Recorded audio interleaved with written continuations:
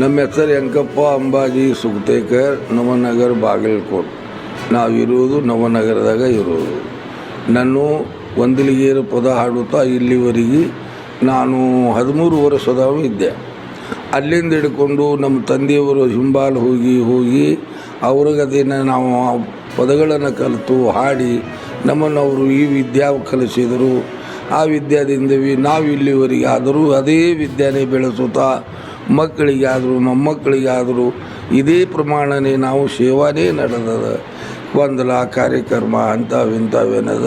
ಬರೀ ನಮ್ಮ ಗರದಾಣದೊಳಗೆ ಯಾರೂ ಶಿಕ್ಷಣ ಕಲಿತು ನೌಕರಿಯವರು ಆಗಲಿಲ್ಲ. ಬರೀ ವಂದಲಿಗೇರು ಅನ್ನುವಂಥ ಶಬ್ದ ಏನದ, ನಾವು ಕರೆಯ ದೇವಿ ಭಕ್ತರೇ ಆದೀವಿ. ಇಡೀ ಕರ್ನಾಟಕ ತುಂಬ, ಮಹಾರಾಷ್ಟ್ರ ತುಂಬ, ಇಡೀ ರಾಜ್ಯ ತುಂಬನೇ ಹಾಡಿ. ಒಂದೇ ಒಂದು ನಗರ ಅಲ್ಲ, ಒಂದೇ ಒಂದು ಊರಲ್ಲ, ಎಷ್ಟೋ ಇಂಥವು ನಗರಗಳನ್ನು ತಿರುಗಿ ಎಲ್ಲ ತಾವಲ್ಲಿ ಪ್ರಸಿದ್ಧಿನೂ ಪಡೆದೀವಿ. ಒಂದೇ ಅಲ್ಲ, 58 ಸಲ ಆಕಾಶವಾಣಿ, 15 ಸಲ ದೂರದರ್ಶನ, ಇವೆಲ್ಲ ರಾಜ್ಯ ತುಂಬ ನಾವು ಹಾಡಿ ಪ್ರಸಿದ್ಧಿಯನ್ನು ಪಡೆದೀವಿ. ಇದರಂತೆ ಈ ದೇವಿ ಪ್ರಮಾಣದಿಂದ ನಮ್ಮ ಮೇಲೆ ಸರ್ಕಾರದವರು ನಮಗೆ ಇದು ಗುರುತಿಸಿ ನಮಗೆ ಇದು ಪದ್ಮಶ್ರೀ ಕೊಟ್ಟಿದ್ದಕ್ಕೂ ನಮಗೂ ಭಾಳ ಸಂತೋಷ ಆಯಿತು. ವೀರೇಂದ್ರ ಮೊಯ್ಲಿ ಸಾಹೇಬರು, ರಾಜ್ಯದ ಮಹಾಪ್ರಧಾನಮಂತ್ರಿಯವರು ನಮ್ಮನ್ನು ಗುರುತಿಸಿ ಇದನ್ನು ನಮಗೆ ಪದ್ಮಶ್ರೀ ಕೊಟ್ಟಿದ್ದಕ್ಕೂ ನಮಗೆ ಭಾಳ ಆನಂದ ಆಯಿತು. ಮತ್ತು ನಮಗಲ್ಲದೆ ನಮ್ಮ ಗೋಂದಳಿ ಜನಾಂಗಕ್ಕೂ ಹಿಂಗೆ ಯಾರೂ ಇದನ್ನು ಮಾಡಿದ್ದಿಲ್ಲ. ಈ ಪ್ರಮಾಣ ನಮ್ಮ ಸರ್ಕಾರ ಈ ಪ್ರಕಾರ ಗುರುತಿಸ್ತಲ್ಲ.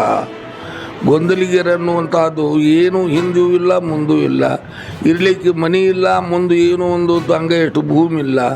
ಬರೀ ಭಿಕ್ಷಾ ಬಿಡುತ್ತಾ ಹಾಡುತ್ತಾ ಹಳ್ಳಿಗಳ ಪ್ರವಾಸ, ಭಕ್ತರ ಮನೆಗೆ ಹೋಗೋದು, ಹಾಡೋದು, ಆ ಭಕ್ತರು ಕೊಟ್ಟದ್ದೇ ತಂದು ಜೀವನ ಮಾಡೋದು. ಇದೇನ್ರಿಪ್ಪ ಗೋಂದಳಿ ಅಂಬಾಭವಾನಿ, ಗೊಂದಲಿಗೇರು ಅಂಬಾಭವಾನಿ. ಇದೇ ಪ್ರಮಾಣ ಇಲ್ಲಿವರೆಗೆ ನಡೀತು, ಸೇವಾ ಮಾಡೀವಿ.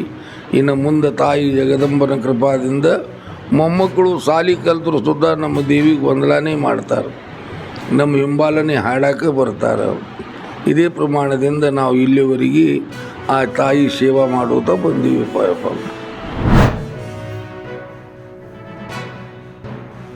ಕರ್ನಾಟಕ ರಾಜ್ಯದ ಹವಾಮಾನ ಮುನ್ಸೂಚನೆ. ನಾನು CS ಪಾಟೀಲ್, ಹವಾಮಾನ ಇಲಾಖೆ, ಬೆಂಗಳೂರು.